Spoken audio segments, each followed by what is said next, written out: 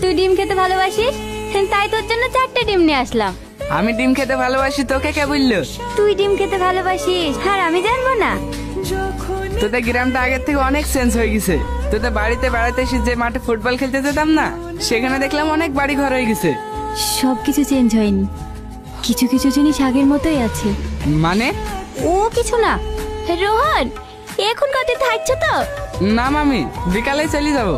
না না, তোমার এখন যাওয়া হবে না, কালকে সাথীকে দেখতে আসবে। আমাকে দেখতে আসবে? হ্যাঁ। দেখিছো, মেয়ের কথা শুনে মনে হয় লজ্জা পেয়েছে।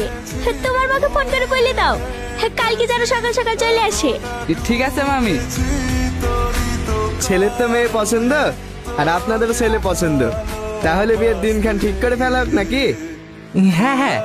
ঘটক মশাই, দিনটা একটু তাড়াতাড়ি করেন, বাবা আমার এই মাসে